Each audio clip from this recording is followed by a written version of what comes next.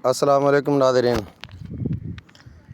अज 20 तरीक बुध का दिन 8वां महीना 2025 दरिया सतलुज के हवाले ताज़ा तरीन अपडेट लैके तुहाडी खिदमत विच हाज़िर होया कि दरिया सतलुज के विच कितना पानी है। हैड सुलेमान की ते कितना है, गंडा सिंह वाला ते कितना है, पिछे हरी के हैड ते कितना है, और पौंग डैम और भाखड़ा डैम का जो है वो की सूरत हाल है, उतो कितना पानी रिलीज़ किया जा रहा है।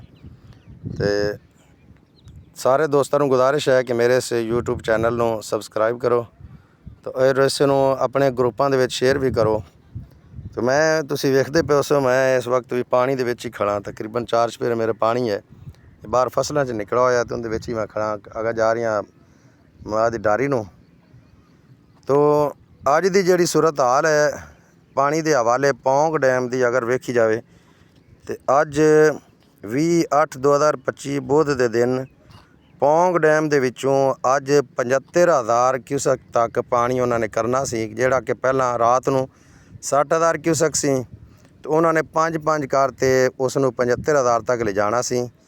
अजे तक उसकी ताज़ा अपडेट नहीं आई कि वो कित्थे तक पहुँच गया। बाकी 75,000 का नोटिफिकेशन जारी किया सी BBMB Bhakra Beas management board ने, और जिहड़ा भाखड़ा डैम है उनके विचों 43,000 क्यूसक पानी छड्डा जा रहा है, जिहड़ा अगे आ रही है। तो बाकी अपनियां जिहड़ा उन्हां दियां नहरां ने उन्हां नूं पानी दे ते 20,600 कुछ क्यूसक पानी जिहड़ा है वो दरिया सतलुज दे विच अगे हरी के हैड वाल आ रहा है।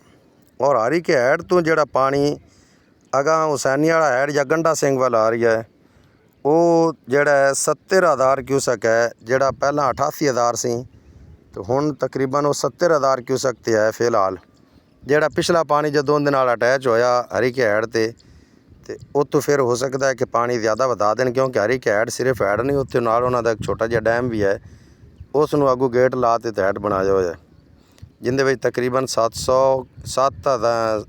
लाख क्यूसक 700 फुट तो ज़्यादा पानी उहदे विच खड़ोण की गुंजाइश है। और अगर हरी के हैड तो वेखिए तो 70,000 क्यूसक पानी जिहड़ा है वो अज अगे आ रही है गंडा सिंह वाल। तो गंडा सिंह ते 68,622 क्यूसक पानी चलता पिया, जिहड़ा कि कल जिहड़ा आया जिहड़ा अज पानी थोड़ा जिहा घटा होया है अपने कोल अपने इलाके कि कल इत्थे 63,000 क्यूसक आया, तो रात ये 68,622 क्यूसक पानी हो गया। हुण मैं तुहाडे कोल जदों गल करदा पिया तकरीबन दिन दे 9 साढ़े 9 का टाइम है। अगर सुलेमान की गल करिए तो सुलेमान की 58,801 क्यूसक पानी चलता पिया कि सुलेमान की कंडीशन घटी है कि कल 61,000 आया तो अज 58,000 है कि तो पानी पिछे हटा है। तो हो सकता है अज के दिन सारा तो इस तरीके चल जाए कि जो पिछला रेला इत्थे पहुँचना है उदों पानी ज़्यादा हो जाए। अगर हैड इस्लाम की गल करिए तो हैड इस्लाम ते 37,302 क्यूसक पानी हैड इस्लाम तो अगे क्रॉस कर रही है। ये अज की पानी की हैड गंडा सिंह सुलेमान की इस्लाम हरी के had Pong dam Bhakra dam इन्हां दी अज की सूरत हाल आई। तो मज़ीद जिहड़ी भी अपडेट आई इंशाअल्लाह वो मैं लैके तुहाडी खिदमत विच हाज़िर होवांगा। तो सारे दोस्तों को गुजारिश है कि दुआवां याद रखना है, जिहड़े नीवें इलाका ने अपना एहतियात ज़रूर रखन। अल्लाह ताला हामी व नासिर, अल्लाह ताला पाकिस्तान की हिफाजत फरमावे, हर मुसलमान की हिफाजत फरमावे। अस्सलाम वालेकुम व रहमतुल्लाह।